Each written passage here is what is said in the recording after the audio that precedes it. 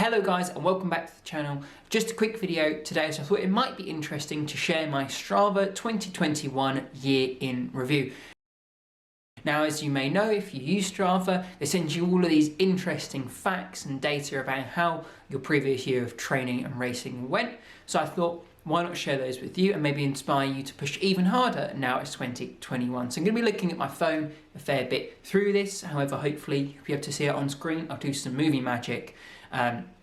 But yeah, fingers crossed, we'll see how this goes. So my first activity of 2021, I think I know which one this was, January morning at 8:47. And I genuinely can't remember doing that exact run because it's mind-blowingly early. I don't know what I was doing, but I ran for half an hour and I did 4K, so clearly it was not moving especially quickly for me. Next up is my total number of active days, and this year is actually finished now, so this is the correct number, 351. So I only took 14 days off last year, and I don't think any of those were back-to-back days by the look of the chart.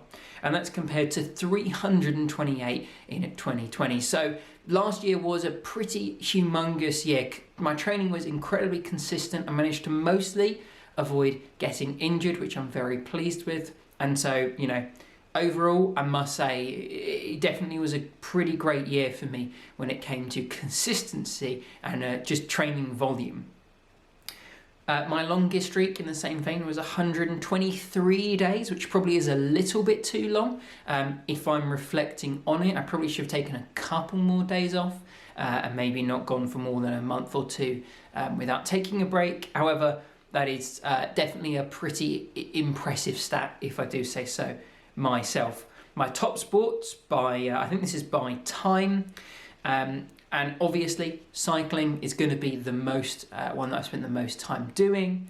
Then it's running, then it's swimming, and then 4% is other, which I think is like yoga, weightlifting, all of those kind of things. But yeah, I would accept cycling to just edge out running, although I do spend a lot of time running as that's my weakest sport. And as you can see, in 2020, running was my most done sport. So, you know, it's surprising that it was that close. Kind of a lot of triathletes spend the most time cycling compared to running. My fastest activity was actually a Zwift race that I lost the data for, so there's no map, there's not a lot of details, but it was a pretty rapid race. I think it was on the Paris course, which is basically flat, barring one little up. My fastest activity by pace was my Hackney 5K, actually, funnily enough, 3:35 average, and you can see the link to that video up in the corner now. Definitely a great race, really pleased with that, and it shows that it was so significantly faster than anything else I was doing, quite outside my wheelhouse for that race, definitely.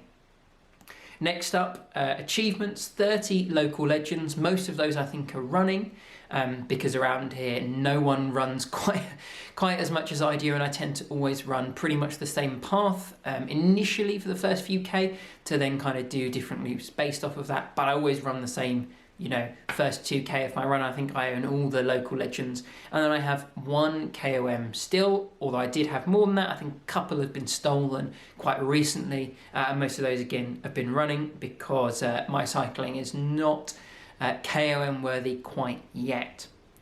Total time wise, I did 579 hours, so that's 9 hours less than last year, although I don't think that's a massive problem. It's pretty much, you know, 2 long rides difference. You know, I did one incredibly long ride in 2020 where I cycled from London to Brighton and back. So it's basically the difference between doing that and not doing that.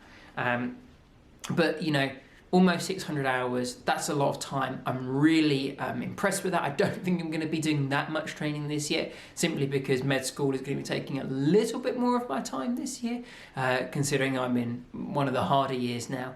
But I'm still aiming to get probably close to 500 hours of training done this year. My hottest activity, probably sometime in the summer, I'm guessing it was a cycle. It was a run, 28 degrees, and I was running at 12:52 in July, which explains why that was hot, although I know that's not crazy hot for kind of compared to what you guys get in the US or in other parts of the world. Total distance, 10,352 compared to 11,700, and this is kilometers, obviously miles. If that was miles, that'd be mental. Yeah, slightly less distance this year, but I was definitely doing more climbing this year and focusing on some more speed work and all those kind of things. So it's not surprising that my total distance this year was slightly shorter. My longest activity, I imagine this is something I did on Zwift. No, this is 130k mid-July. That was a really nice ride, actually. I thought that was a really nice ride. Kind of went out into Essex towards where my parents live, and that was a really nice, I think I did that one solo, but a great ride. I love those kind of like nice, long, enjoyable ride. We come to Kudos, and I received a lot of kudos, so thanks everyone on Strava, but I obviously gave a lot more simply because I spend my whole life giving kudos on Strava to everyone's activity that I can see. So, you know, hey ho, I think that's the way it goes. Unless you are a pro athlete and you've got lots of people following your Strava, you're going to give more kudos than you get, I think. Like I was talking about, total elevation was quite a bit higher this year than it was last year. I think that is kind of what brought down my distance a little bit, although I was doing some different kind of work this year. So, hey ho, you know, I don't think that the distance is too important. My hilliest route, this is the one that I was thinking about that would be my longest route, but it's only actually 90k, I think, this one. This is the Four Horsemen ride on Zwift. This is a huge route, actually. It's got 2,100 meters of elevation, takes in the 4 biggest climbs on Zwift. It's massive. I'm never doing it again. No regrets doing it once, but now it's done. I'm not going back to do it. My top photos, not that I put a lot of photos on Zwift. Well, both. So we got a weird one from Zwift. No idea when that was from. Probably just me getting up some of those base kilometers by the looks of it in one of the packs. And then we have my London Summer 10k and my Hackney 5k photos. And I've already shown you my Hackney video, so you can find the London Summer 10k where I broke my PB and went under 40 minutes in the top corner as well. Penultimate one, and here's just a nice recap.